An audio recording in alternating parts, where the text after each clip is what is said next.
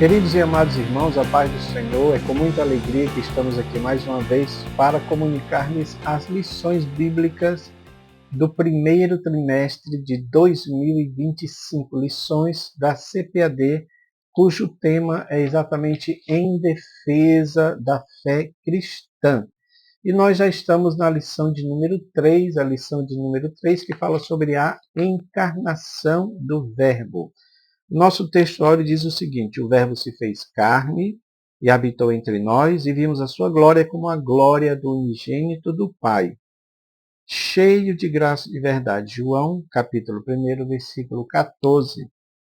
Nossa verdade prática diz: a vinda do Filho de Deus em forma humana é um fato presenciado por muitas testemunhas.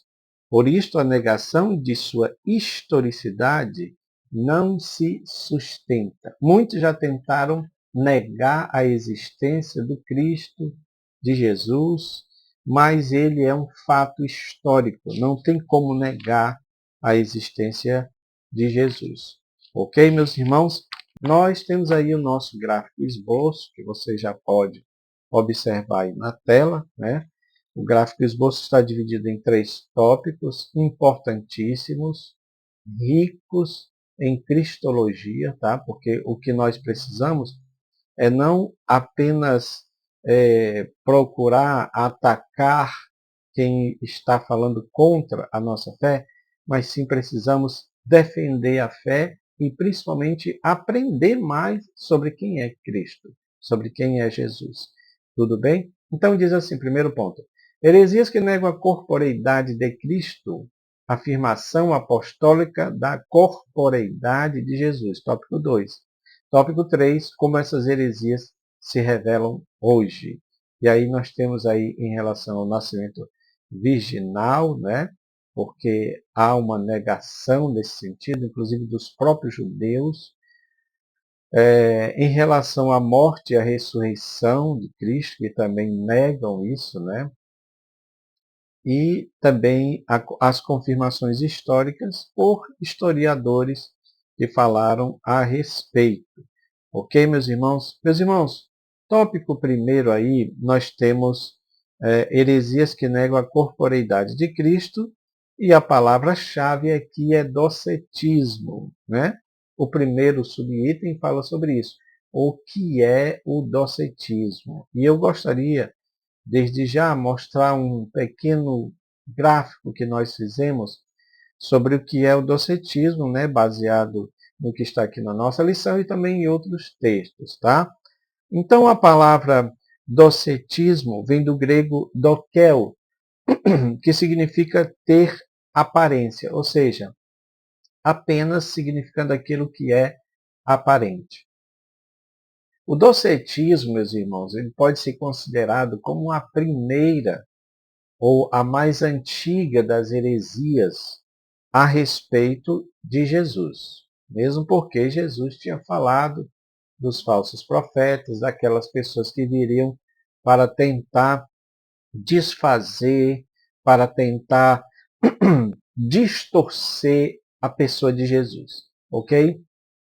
E esse docetismo foi criado por esse Cerinto, né, que foi um dos primeiros líderes do antigo gnosticismo. Aliás, meus irmãos, eu tenho também um gráfico aqui que fala sobre o gnosticismo. Não é algo tão simples, porque envolve toda uma questão mitológica, tá?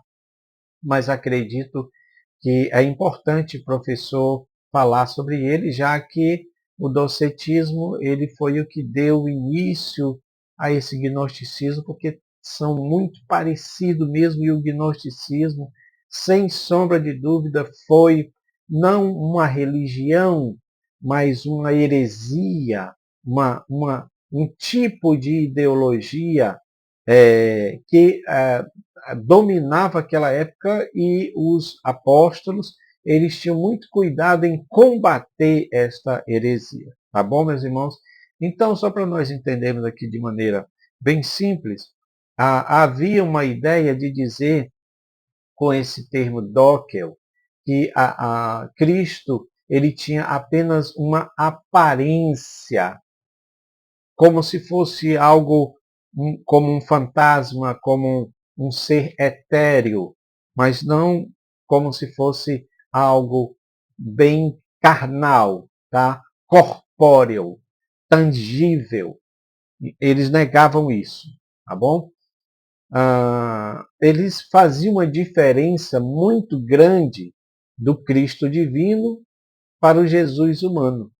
A prova disso é que eles têm esse conceito tanto na encarnação do Cristo quanto na morte de Cristo. Na realidade, eles não acreditam na encarnação, né, de Jesus. Nós vamos ver aqui que todos eles, o primeiro tópico está falando isso, de Cerinto, de Saturnino, de Marcion. A ideia principal deles aqui é negar o nascimento, é negar a corporeidade de Jesus.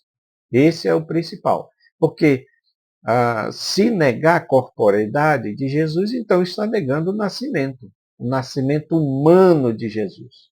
O que é que o Cerinto dizia? Ele negava a encarnação, né, corpórea de Jesus, mas dizia que esse aeon, que é o que nós vamos entender quando a gente passar daqui a pouco a questão do gnosticismo, nós vamos entender o que é esse aeon.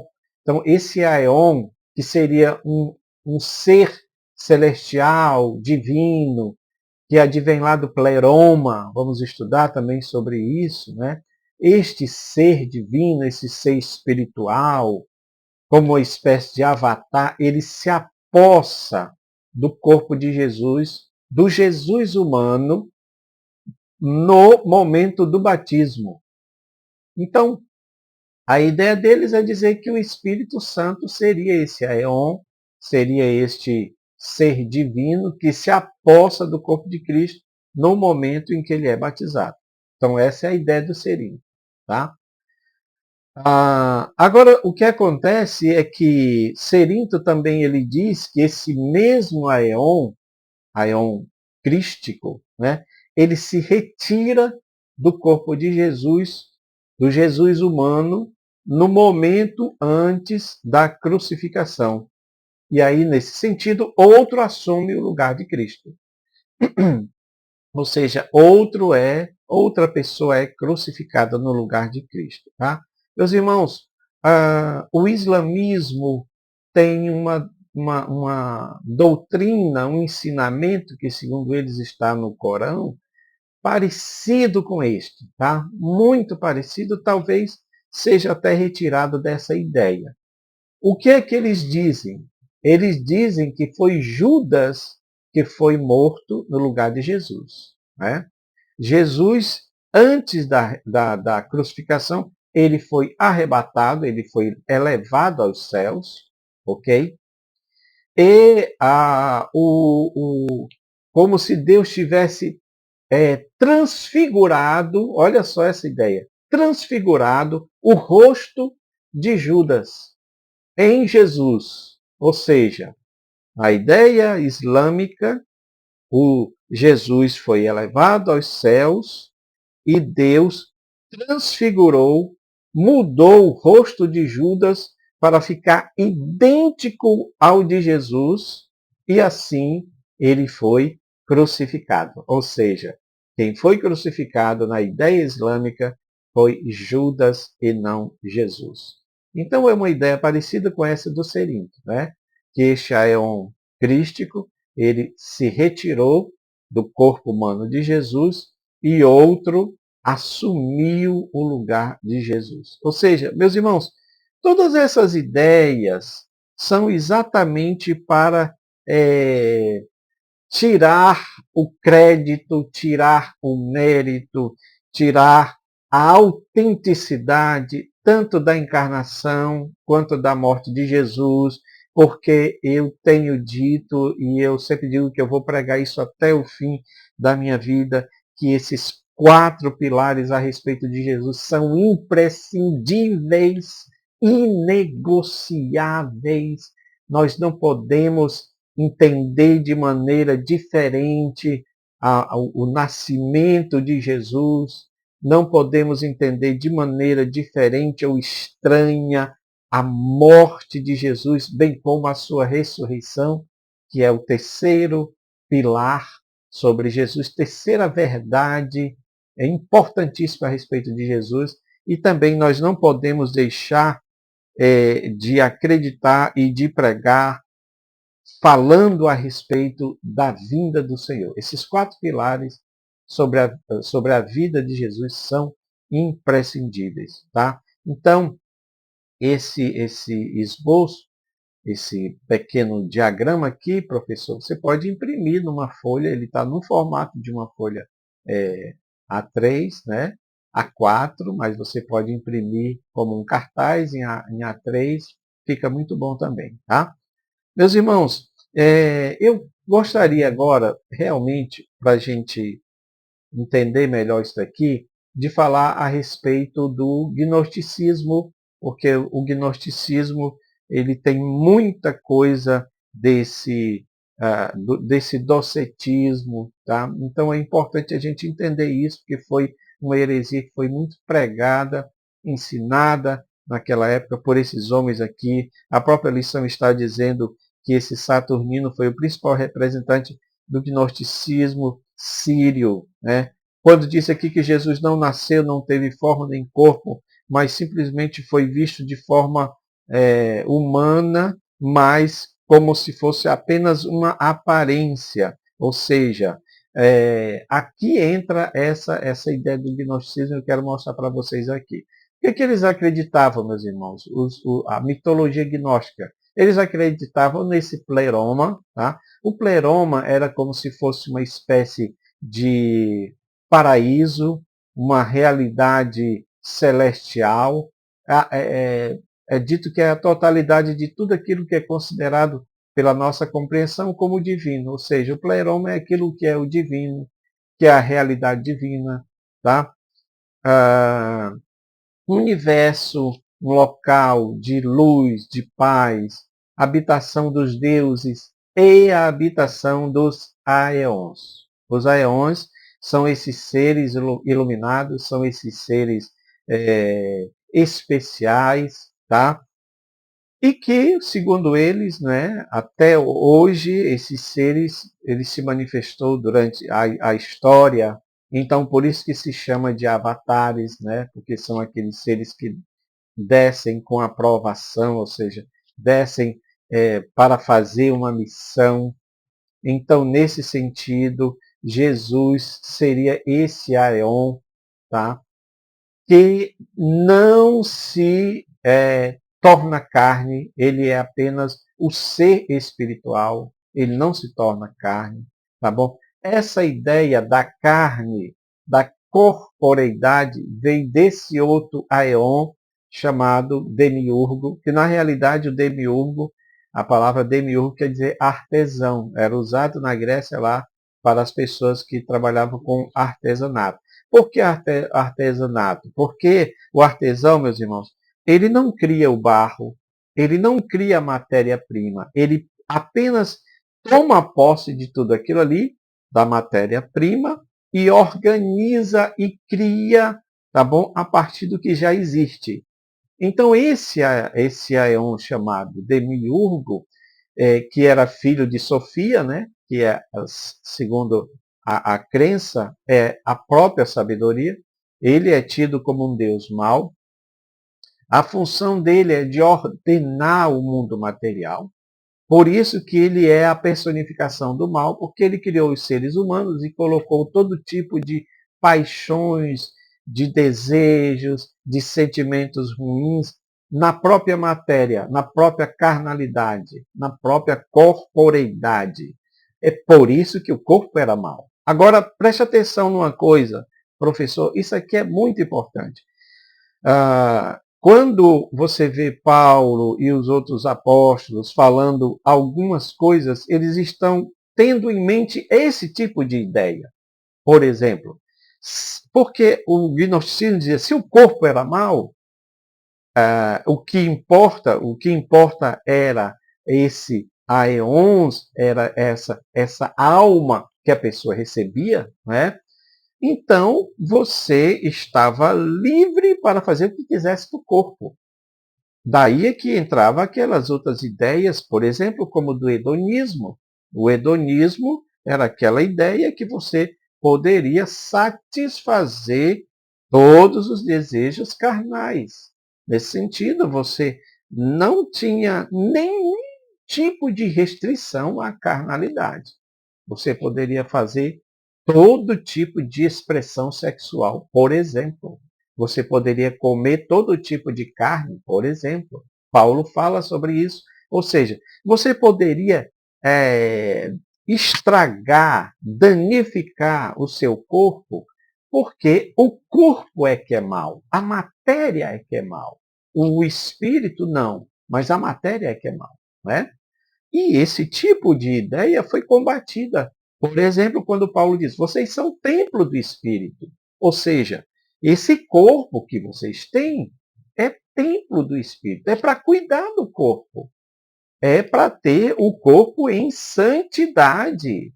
Todas as vezes que eles falam nesse sentido é porque esses tipos de ideologias, de crenças, meus irmãos, estavam imperando na época e eles tinham que desfazer todas essas ideias. Tá?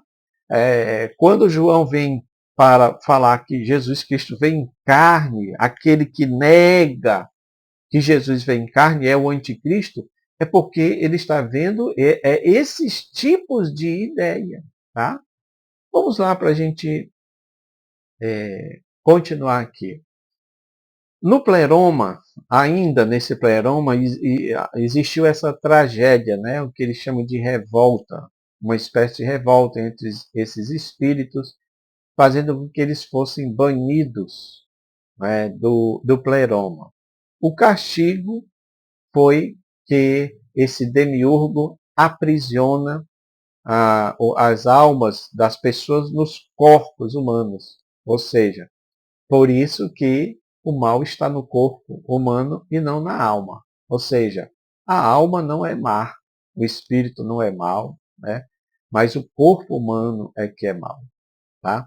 Então, nesse sentido, o corpo é considerado uma prisão da alma. E aí, quanto mais você fizer de tudo para estragar o seu corpo, não tem problema nenhum, porque o mal está no corpo e não na alma. Essa era a ideia. Por isso que poderia comer carne sacrificada aos ídolos, que não tinha problema nenhum. Tá? Então, essa é a ideia do pleroma e do que aconteceu. Como era a salvação no gnosticismo? A salvação, meus irmãos, segundo ele, aliás, é daí que vem a palavra gnosticismo, né? Vem de gnose. Gnose significa conhecimento. Tá? Essa salvação vinha mediante essa libertação do corpo, através do conhecimento oculto. Tá? Que esse conhecimento oculto é a gnose, que na realidade várias religiões,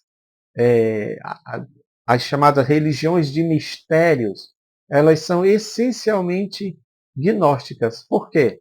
Porque elas dizem que têm um conhecimento, tá bom? Oculto, e que esse conhecimento, por isso que ele é esotérico, porque ele só é ensinado para algumas pessoas, para alguns iniciados, tá bom? E sendo que o que Cristo ensinou nunca foi nada oculto. Não existiu ensinamento oculto em Jesus. Ele disse: o que eu ensino nas casas, eu ensino também nos telhados. Ou seja, não ensinei nada em oculto. Ele falou isso no momento do seu julgamento. Então não existe esse tipo de ensinamento oculto. Tá? A salvação dele, segundo eles, é através desse conhecimento. Veja que aí destoa completamente do que está na Bíblia, porque a salvação é através da fé em Jesus, mediante o seu sacrifício, o seu sangue sendo derramado por nós. Tá? Mas eles distorciam a pessoa de Jesus. Por quê? Porque eles diziam que Jesus era esse Aeon, avatar, esse avatar que desceu ou seja, aquele que desce com a aprovação, né, dos deuses para uma missão. Nesse sentido, Buda, Krishna, todos esses aí também seriam esses avatares, esses aeons. Tá? Então, segundo eles, o aeon é esse portador da gnose, ou seja, do entendimento, do conhecimento, a palavra que era revelada a alguns iniciados para levar à salvação.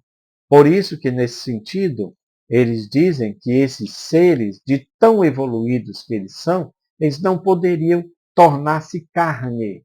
Meus irmãos, esse conhecimento, perdão, esse tipo de conhecimento, esse tipo de ideia, esse tipo de doutrina, esse tipo de crença foi pregado naquela época e, infelizmente, é também pregado até os dias atuais.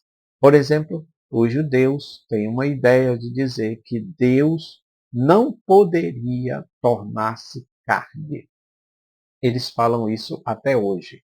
Aliás, quando eles são contra Jesus, é exatamente nesse ponto, porque eles dizem que Deus não poderia tornar-se carne. O Deus Todo-Poderoso, o Deus Transcendente, não poderia tornar-se carne. A minha pergunta é, e por que não? E quem é o homem para dizer o que Deus pode, o que Deus não pode fazer? Onde está escrito isso nas Escrituras Sagradas? Pelo contrário, o que nós vamos ver, e aí já entrando no tópico 2, a afirmação apostólica da corporeidade de Jesus, o que nós vamos ver é que o Cristo torna-se carne. Tá? A afirmação apostólica da corporeidade de Jesus. O que era desde o princípio. É o texto de João. No princípio era o Verbo, e o Verbo estava com Deus, e o Verbo era Deus. Então, a afirmação apostólica que está aqui no subponto 2 mostra que o apóstolo reitera o que afirma na introdução do Evangelho. O que vimos com os nossos olhos, o que temos contemplado, e as nossas mãos tocaram a palavra da verdade. Essa redundância que é falada aqui pelo autor, né, pelo nosso escritor, é para que seja dado ênfase. Nós vimos com os nossos olhos, ou seja, a gente sabe que é com os olhos que a gente vê. Mas essa redundância é uma forma de reafirmar, ou seja, os discípulos, por isso que o papel dos discípulos era importantíssimo, porque eles estavam ali para testificar de Jesus. Eles viram, não foi um fantasma. Quando Jesus ressuscitou, que apareceu para eles, ele fez questão de dizer como se o Senhor já soubesse, e ele sabia mesmo do que ia ser dito lá no futuro a respeito dele. Olha, Tomé, toca no meu lado, toca nas minhas feridas, porque eu creio que Jesus está até hoje com as cicatrizes do seu sofrimento. E por que ele não recebeu um corpo glorioso? É verdade. Mas Apocalipse diz que até aqueles que o traspassaram vão ver. Como é que eles vão ver se não tiver as cicatrizes, aleluia, do que Jesus sofreu? Essas cicatrizes são testemunhos, registros de que o Cristo foi morto, de que o Cristo foi ferido, de que o Cristo foi traspassado, meus irmãos. Isso é muito importante a gente falar isso para que as pessoas não venham falar errado a respeito de Jesus. Tá bom? Então, fica esse texto que é muito importante nós entendermos, né? Os discípulos estavam, inclusive, dispostos a morrerem por causa de Jesus. Se tivessem que ser mortos para negar o que eles viram, eles diziam, nós não podemos negar, porque nós sabemos o que nós vimos. Eles viram Cristo ressurreto, meus irmãos.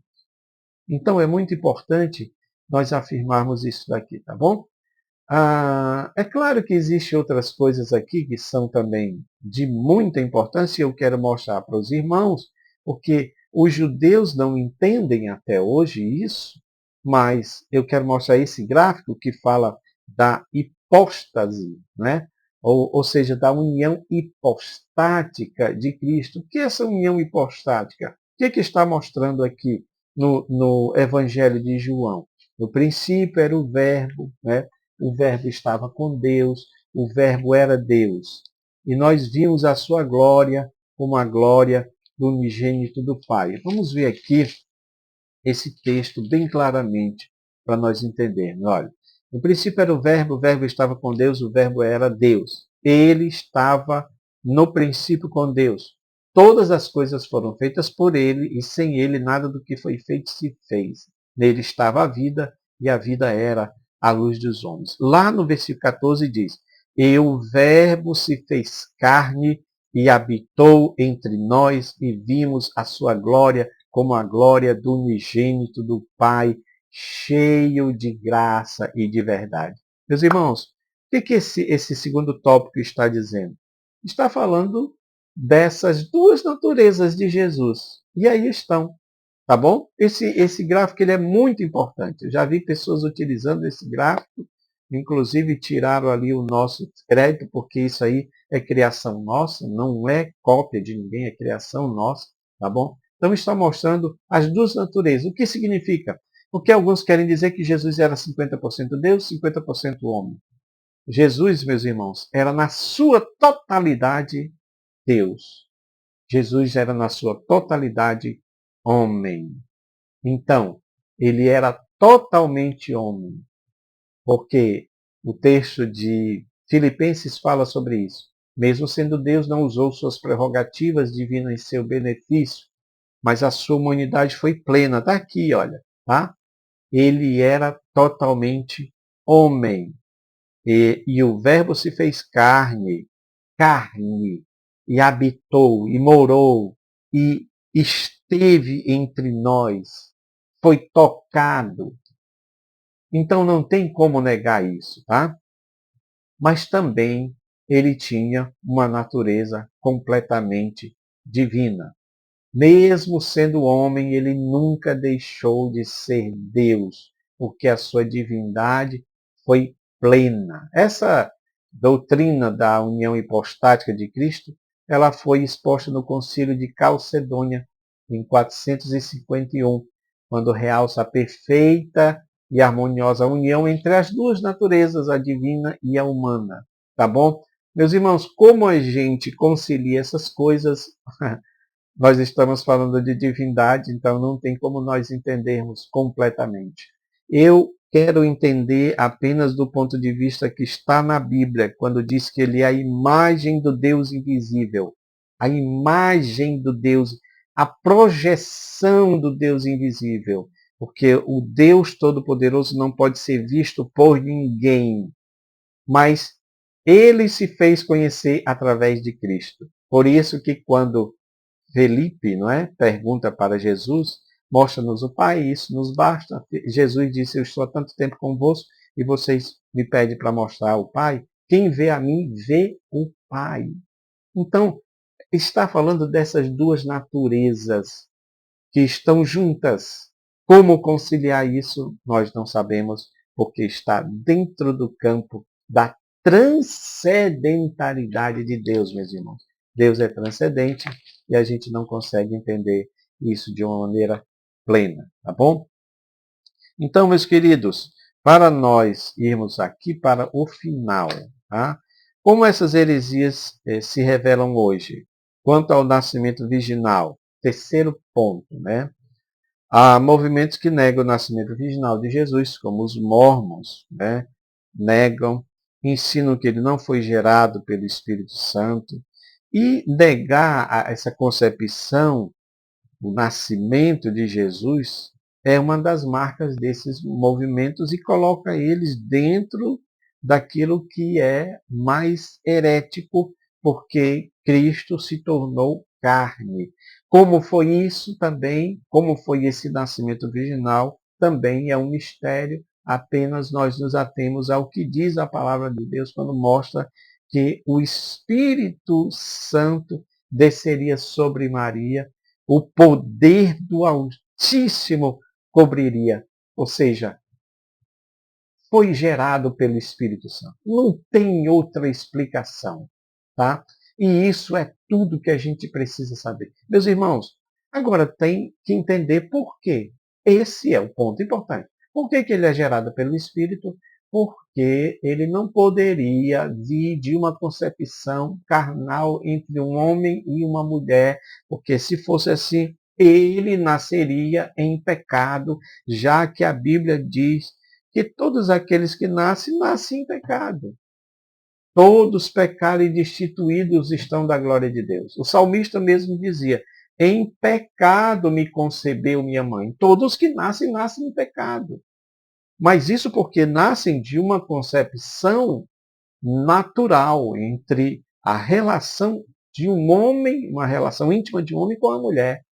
Com Maria foi diferente. O Espírito Santo, pelo poder de Deus, gerou Jesus. Tá? É isso que a gente precisa saber e crer, tá bom? Em relação à morte de Jesus, esses hereges também, como Basilides, né, negava a crucificação de Cristo.